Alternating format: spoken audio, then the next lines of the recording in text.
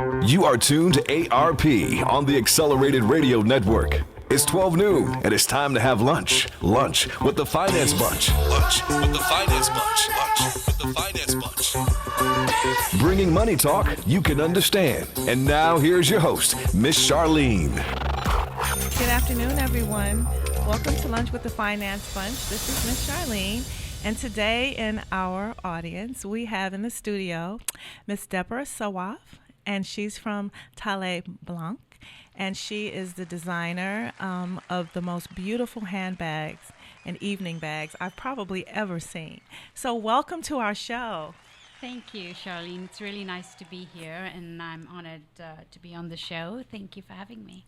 Well, I was so happy you said yes. We met at USC, and you were on a panel of very powerful women, and you represented everything I saw as a successful woman in business. And so I wanted to have you on the show so you could share some pearls with us of how you obtained the amount of success that you've had so far. And so when you were at USC, you mentioned a lot of things, you know, including where you were from, how you grew up, and all those things. So we want to know a little bit about all of that. But first, I wanted to start off by asking you, how was your vacation? We've been following you, and you had the most fabulous vacation. So why don't you tell us a little bit about that? Well, traditionally, we spend the summer in France with family, mostly my husband's family. Okay. And it's generally about 2.5 months. This time we spent about 2 months, so from June to August. My kids did a summer camp in Switzerland in the Alps, which is something that my husband's family's done. The kids through the generations have gone to the same summer camp, and it was my kids are old enough now, and it was their turn to be there. While they were at camp, my husband and I did a road trip. We did about 400 miles through Switzerland, France, and Italy. It's beautiful. We travel a lot when we're in the summer. When we're in France in the summer, the kids get a lot of exposure to different cultures. I think it's quite educational for them as well as fun. Right. This year we went to Como from Switzerland. Then we went to Lake Maggiore, which is absolutely spectacular, beautiful. We also did Venice. While I'm in Italy, I do a lot of work. While I'm in Europe, I am able to work as well. So in between, I go to the factories and finish up a collection or work on the new collection. And then we came back, picked up the kids, and went to our home in France. Okay, so you had a full summer. Yes. Full summer.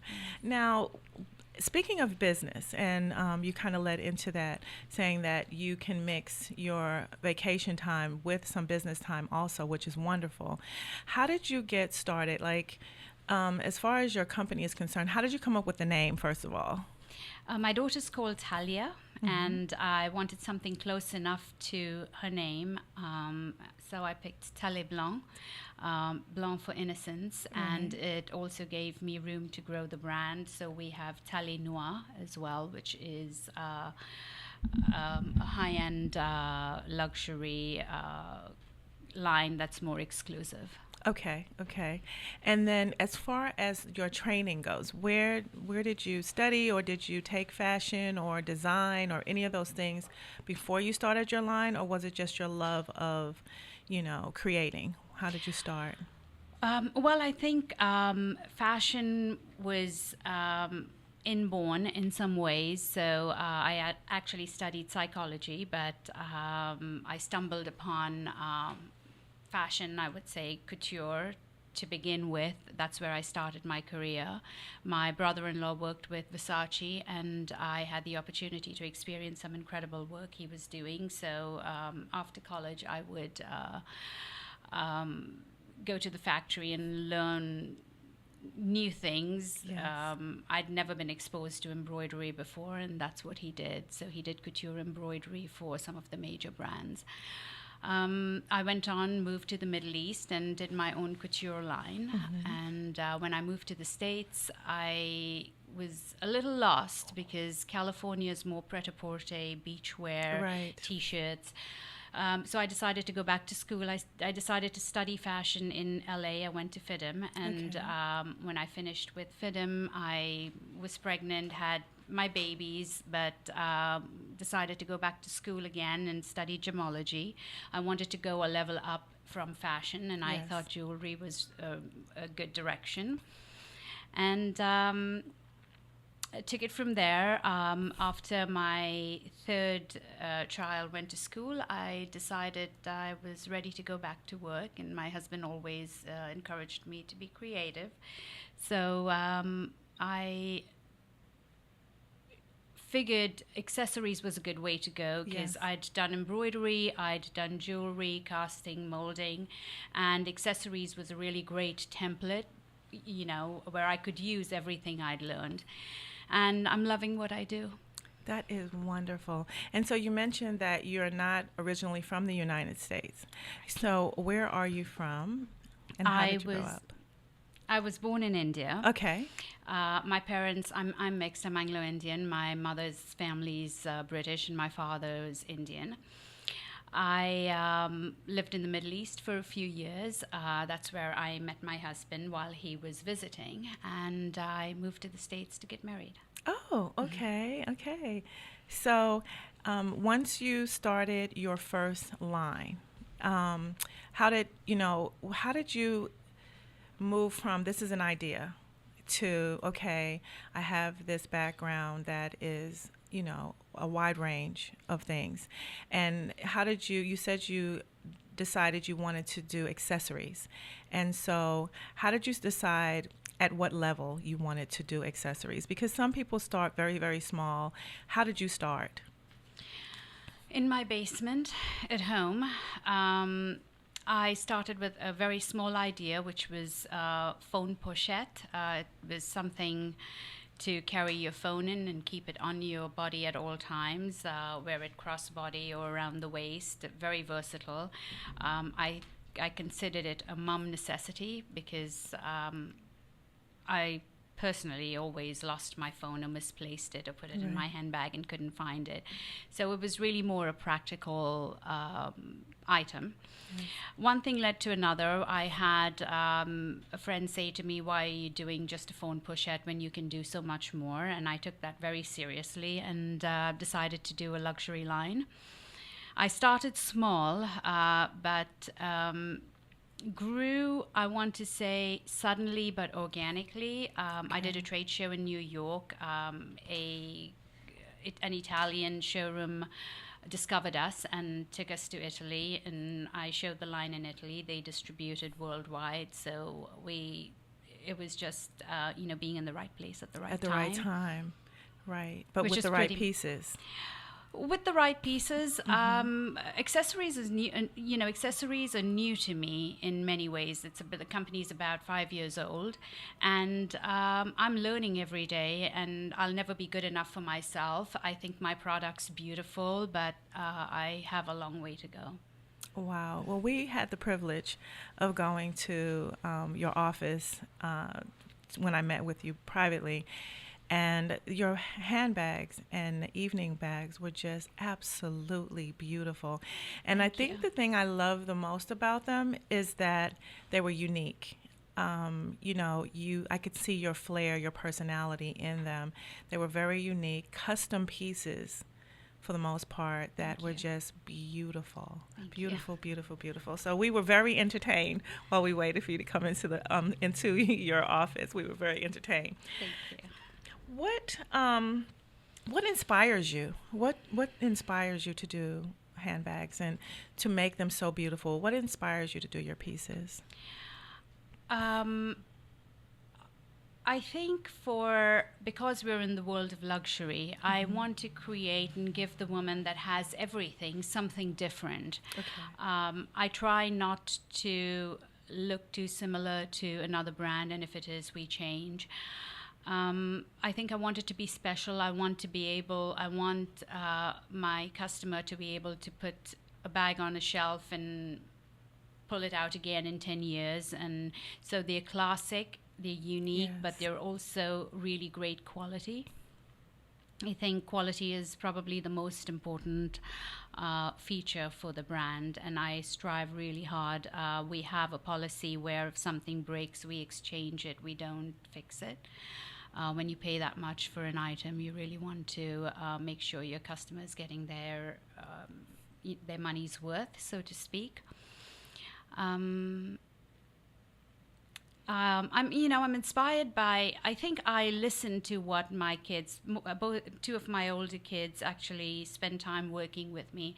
And one of them is very into cars. So Okay. my oldest, Nicholas, loves cars. He loves the engine. He loves the finish. He loves the metals.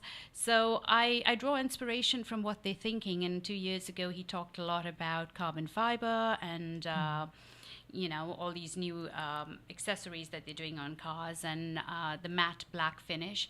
So I actually took that and implemented it in my collection. He doesn't really know that was dedicated to him or that's where it came from. Wow. But it's unique for me because the collection's really classic. So that was a nice twist. And luxury cars, luxury goods, they go hand in hand, and they definitely. inspire, it's vice versa. You take from what the car world is doing, car world takes from what fashion's doing. That's true. That's very true. So you were inspired by your son for that collection.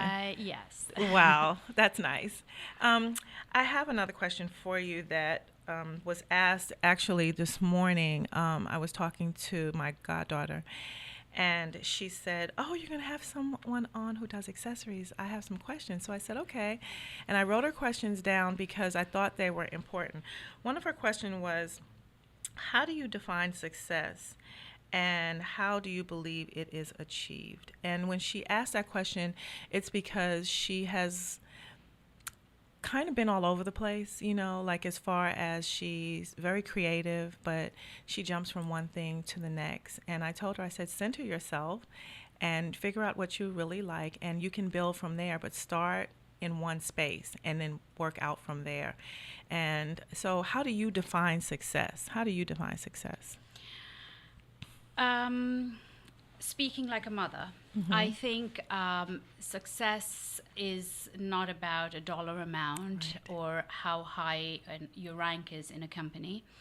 I think success is really learning and what you take away from what you do, whether good or bad. Every experience you have, what you're taking away is your success. That's how you grow. How do you achieve success? I think it's really important, especially for the young generation.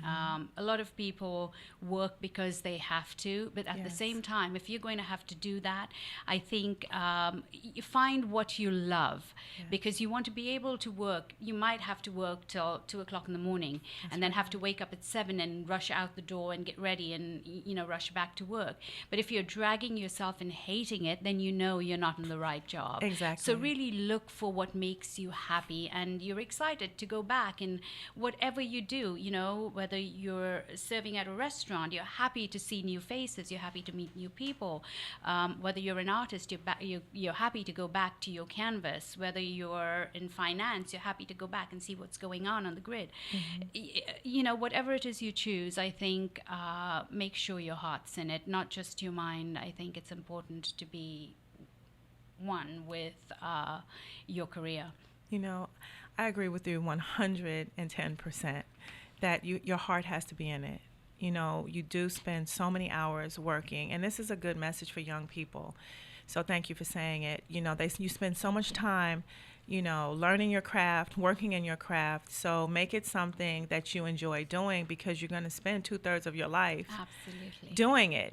So if you're going to spend that much time away from your family, or even if your family is included, but if you're going to spend that much time focused on something, let it be something you love, and that will create the success you're looking for. Correct. So thank you. Thank you.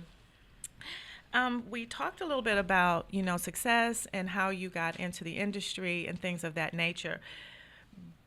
But your philanthropy, your giving heart, is something that really drew me to you also, because you talk more about empowering people and your give back more than you talk about the amount of success you've acquired. And I found that such a uniqueness, because usually when you meet successful people, they're very willing to talk. They want to talk about themselves and what they do. And I saw you leaning more towards giving back. And where does that come from in you? Does it come from, explain to us what put philanthropy in your heart? You showed me something you had written. And so if you could go delve into that a little bit, I'd like to understand where that comes from. Well, like we said in the beginning, I grew up in India. I was born in a little suburb in Bombay. And living as a child, I would say privileged child in India, you're surrounded by poverty and you just take it for granted. And like I was saying to you earlier in the little piece that I'd written, you drive down the street, a beggar child walks up to you, you roll down your window, you give them some money, and you go on with your life, and you forget about them, and you feel like, oh, I've done a good thing just because I've given someone, enough money for the meal for the day or whatever. I was with my dad one time, and I had a boutique in India, and my dad was going with me, and I put down the window, gave the child a good amount of money, something that could have fed him for a whole month, and my father said to me, why did you do that? And I said, it's his meal for a whole month. And he said, does it make a difference to you? And I thought, no, I won't miss it if that's what you're asking. Right. So he said, then don't bother, because philanthropy is sacrifice. If you want to be generous, it's got to be something that you miss. And I've realized over time, when you give away something that you miss, the satisfaction is even greater. And when I moved to the States, I grew up in the West, I realized my kids would never see what I've seen. Yes. They would never witness. I think it's more about feeling it. You can, watch it in documentaries, you can read books about Africa and India and, the poorer countries, but you don't actually ever get to touch it. Until you're older. And I figured kids really don't need to be teenagers to feel compassionate or be generous. They can start really young, and it's about giving up something very small. With my kids, they give up their presents. They're privileged kids, and people will say, well, your kids have everything. But yes, even a privileged kids would like presents. Right. But at the age of 8, my kids have to give up presents for a cause. And St. Jude's Children's Research Hospital actually gave me the opportunity to start a kids program. We called it Kids for Kids with Cancer when we first started. It's now called the Flutter of Hope, and they raise money either for a project. For example, my daughter will give fund little accessories that we put together. We made bracelets and then sold them, and all of the proceeds, 100% of the proceeds, go to a cause, either pediatric cancer research or whatever. Apart from the fact that they do volunteer from time to time when we travel, anywhere we go, whatever opportunities they have or I can create for them, my husband and I. And we're on the same page about that, and I think that's really important. Yes. There's nobody that can do anything on their own. And, whether it's my business, whether it's raising my kids, whether it's philanthropy, my husband and I try to be on the same page about everything. So it is very important to our family that my kids understand how privileged they are, and that giving back is really important, to us. Yeah, and I'm not sure if I answered you definitely, the question 100. Yes, you did. Yeah, elements. you did. You definitely answered the question, because give back is so important, and like you said, it doesn't mean anything if it doesn't come from the heart, and so many that are not privileged to have a lifestyle that is comfortable, and maybe watching the show, I always want in this show to be able to give them nuggets to walk away with.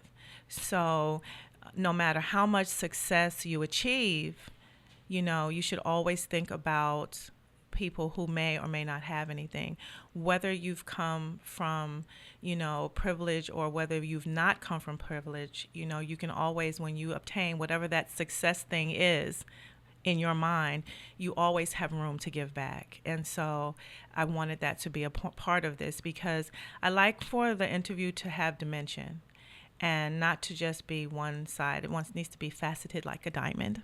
And so I wanted to share that part of you with the audience, so that they know that success is not one-dimensional, that it is 100% a circle. You're right. Right? Now, as a mom, we've talked about this too when I was in your office, and I was listening to you, and I was like, wow. I mentioned as a mom how important it is to try to create the time to not just spend with your children, they go to school and come home from, but teach them the culture of your family, the heritage of your existence, really. And so for you, I know that's important. I know that's very important. And so with a busy life, how do you weave that in? Because there are a lot of single moms out there and moms who are married. How do you weave that into your life? I think it's a day-to-day thing. Mm-hmm. I'm privileged because my husband and I, I'm not a single mom. I have a husband who's amazing and is very hands-on as a father, and I think that's really important, and which has helped our kids. I think our kids see it. They see us both as hands-on parents. But it's really, raising kids is a day-to-day. It's repeating the same things. And they watch your, they emulate you. So yes. What you do, you're the example for them. It's how you live your life. It's how you talk to people. It's whether you're respectful or not. Yes. All of these things matter. And I think when you want, if you want to raise good kids, you have to think twice about what you say at home, how you do things, how you talk to people, whether you talk about people in front of your kids. Sometimes we don't realize we're so involved in our own lives. Simple things like, the iPhone. If I'm on my iPhone, how can I tell my kid not to use the iPhone? Right. So when when we're at a table, nobody uses the phone. Mm-hmm. That's just one small thing, but that turns into a big thing because you're paying attention to each other now, right? Right. And sometimes it's a fight for the younger ones. My 9-year-old will finish his dinner, sit patiently at the table, but then after he's had dessert, he goes, "Can I have my iPad now?" And you're like, "No, we're still at the table." Yeah. Another, I'd mentioned something to you also that stuck with me, and I said, someone told me, you get 18 summers with your children, so you should use them wisely. And so you gave me a whole other spin on that, because I said, because you only get 18 summers with your children, you should use those wisely. And you said, no, you teach them in those 18 summers, and you create an environment over those 18 summers that will put it in their heart to spend the rest of their lives as a part of the family and not try to separate from the family. You can be successful within your family. And I just found that profound, because I think in a lot of ways, we here in the States think that independence means separation, and it does not necessarily mean that. So I'd like you to speak a little bit about your thoughts on that. I have to say, I'm married into a very big family. Mm-hmm. I want to say 4 generations now that meet every summer. And I learned from that. I learned from the elders in the family. They might have worked very hard initially to be able to keep the family together, but now in the summer, 4 generations try to get together and make the effort to get together, and that's priceless, and you don't see a lot of that anymore. Yes. So that had nothing to do with me. It really had to do with my husband's family, his upbringing, the way they live their lives. It's very unusual and priceless. Right. So for the mothers who are entrepreneurs and who are in a situation where they don't have a lot of time to spend, I'd like to say, understand in the time that you have, you can create a legacy that will continue. So use your 18 summers wisely, right? Yes, absolutely. It's about weekends together. It's Right. it's about creating that bond and having them have fun with you. But at some stage, kids want to go off and do their own thing. So Right. what I try to do now is I try to do things with their friends, have them have their friends join us, do things with the parents of their friends. The parents Right. of their friends become my friends, and that's how we hold everything together. Right. If not everybody has a big family, so when you Right. don't have a big family, you try and do it with friends that become your family. Friends are your family, you get to choose. That's right, and you enjoy. And you enjoy. So, for your business, where do you see your business in the next 5 years? Fashion's really unpredictable, and I am not an optimist. I'm quite pessimistic, and I would rather, have a surprise or have a bonus at the end of the season or end of the year. But I'd like to say I'd like to see my product get much better. I'd like to grow internationally as well as nationally. We have a better presence overseas than we have in the United States. So I'm really making an effort to make our presence felt in the US. My brand really started in Italy, so we kind of got stuck in that circle of Europe, and- Asia, yes. the Middle East, and I feel like we neglected the United States, and I'd like to make it a product for the United States. So I'd like to be as big as I am in overseas in the U.S. In the U.S. Oh, that's wonderful because This is my home. Exactly. And within that, how do you prepare for that? Like, do you have a brick and mortar store somewhere?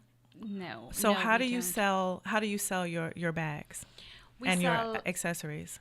we sell online and we sell through retailers. We also do a lot of private trunk shows in cities that we're not available at a retail store.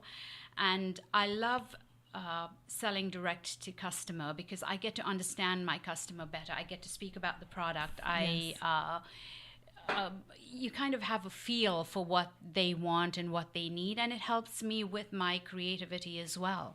Maybe I'm not doing the right thing. Maybe I learn something. You learn something from everyone you meet, That's very true. especially someone that's a potential customer.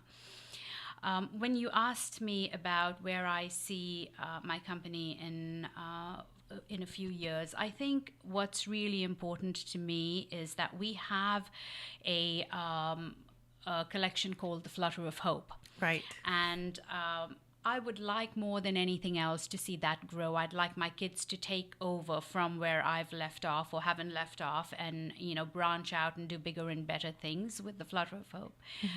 That would be a dream come true for me in my career and I guess in life too. Yes, because that would satisfy both. Yes. That was creative aspect of it as well as giving back, because proceeds from the Flutter of Hope go to whatever organization we've collaborated with or the kids choose to collaborate with. That would be amazing. Where when designing a bag, this is my own personal question.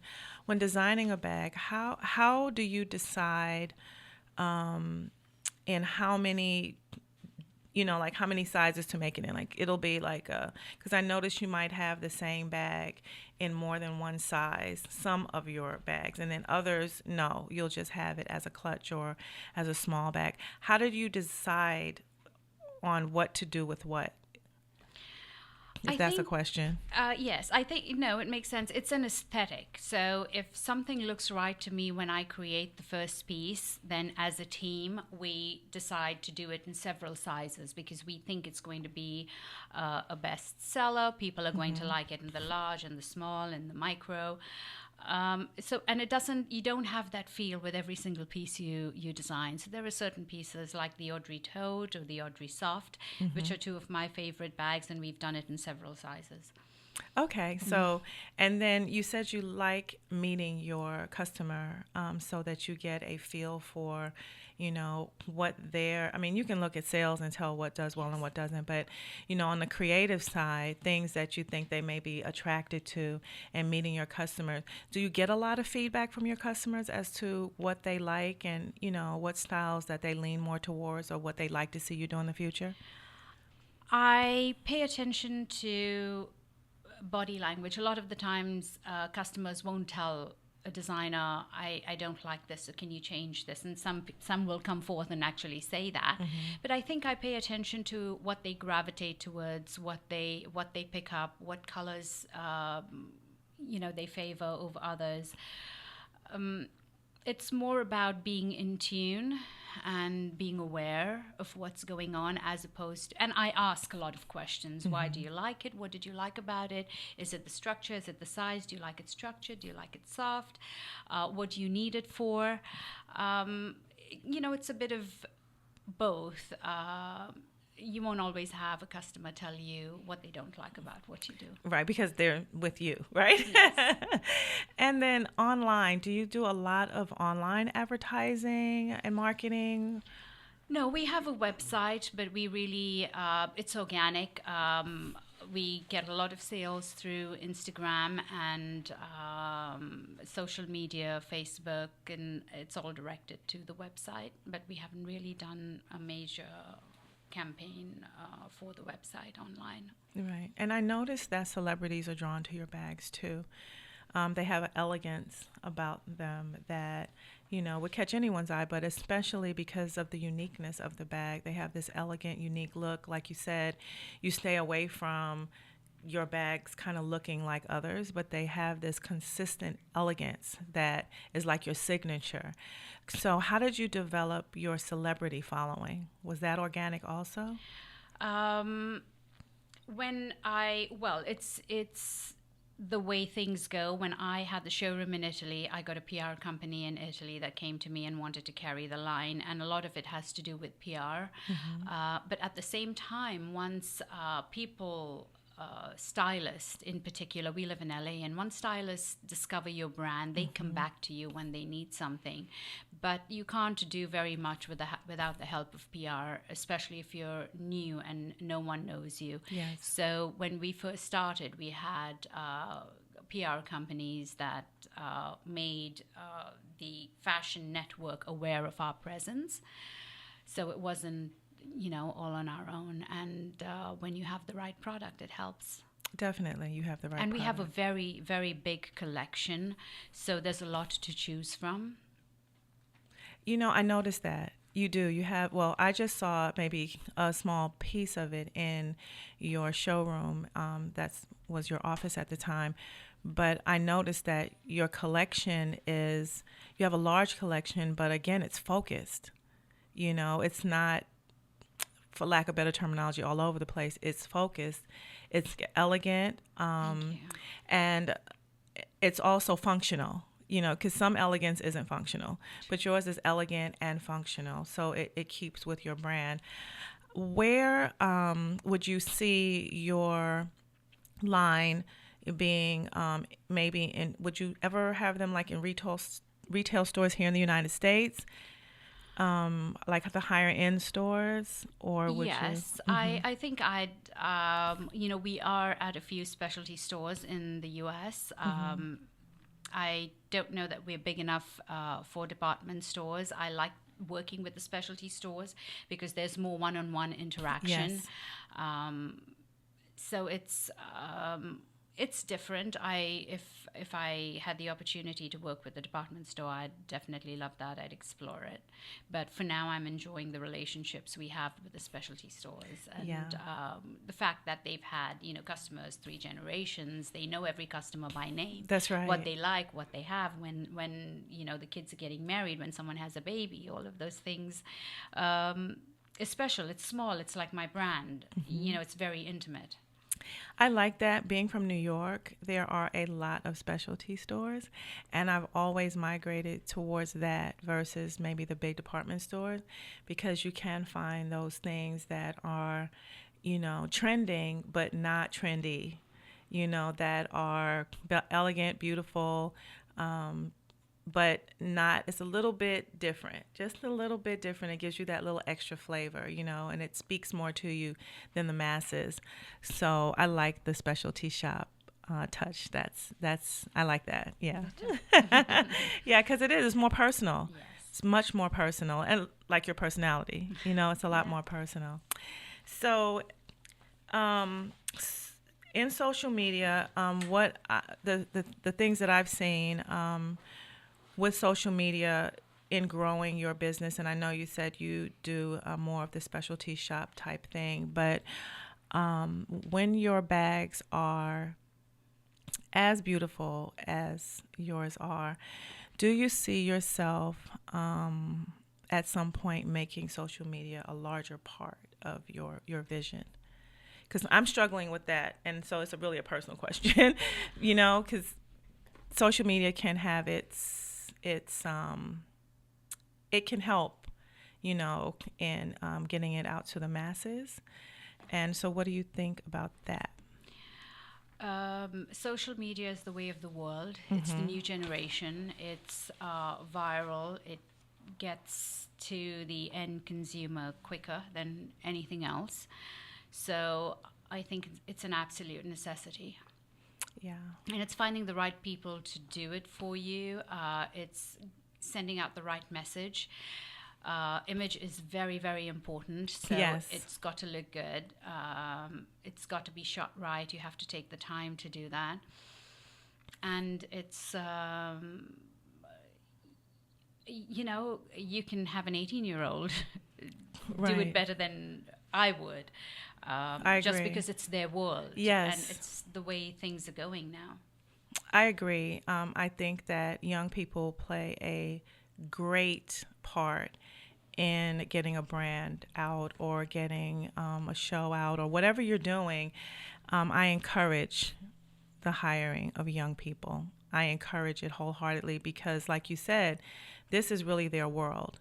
And they can really be helpful. So that's a little nugget. If you are a young person listening to this show and you have any interest in social media and you're fascinated by it and you're already putting together your own personal image, that's something you may want to look into, is branding yourself as that and then reaching out to people who you see that are up and coming, you may think need more exposure, and you may want to approach those individuals about helping to, broaden their brand, in social media, because I see that quite a bit where, it's, as far as myself is concerned and people that I know that have started businesses, to brand themselves in social media, it takes us a little bit more time to get there because that's not where our world was, right? And so to have young people help us in that area or in all areas, but that one specifically seems to me to be the way to expand. Absolutely. And grow your business. So, and I love it. I hire young people. That's what I do, because they teach me so much and they keep things young and fresh. And like you said, you use your son for inspiration on one of your lines because he was talking about some things that sparked an interest in you.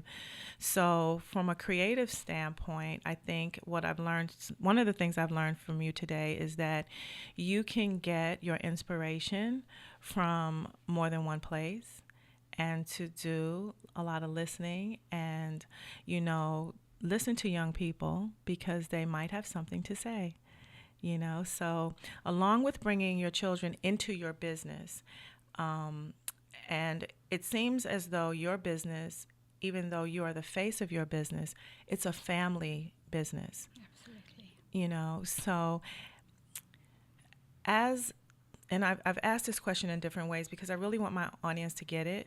And I don't know if I'm saying it right, and I won't know till I look back at the footage, right? But I really wanted to drill home the point that you can have it all. And it's in how you do it. And you are so inclusive. And I think that was one of the things that really attracted me to wanting to have you on the show, because you are so inclusive. And what I mean by inclusive is your family is a part of your journey. It's the most important part of your journey. And within your company, you're teaching your children the culture of giving and also of being successful and how that's done. And I think sometimes as women, we don't necessarily haven't focused on the elements of the family while we're pursuing our careers, or we feel like we have to choose one over the other.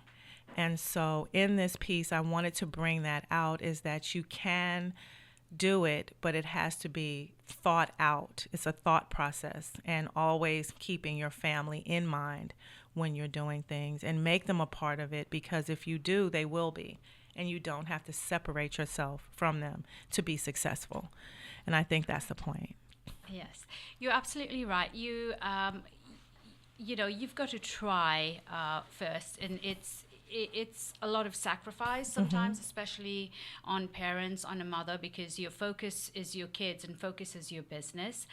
However, it's nice to have them involved. It's nice to let them know the hardships of what you're doing, the joys and the successes of what you, and they grow and they start to look at what you do.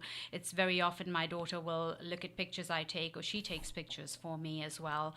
She edits things. She might say to me, "Mom, that looks terrible. You need to pull it down."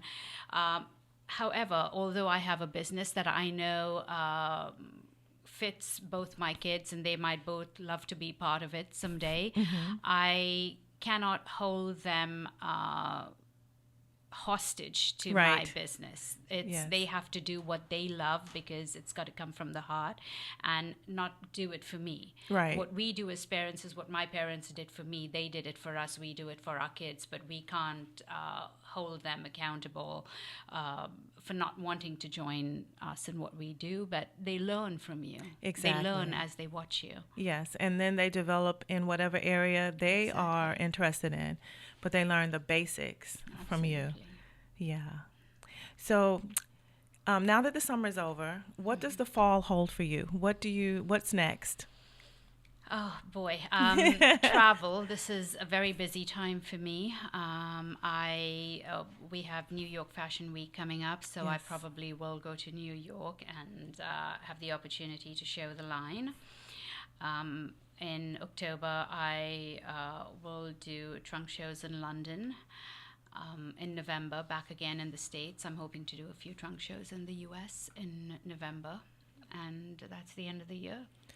Wow. So you are busy.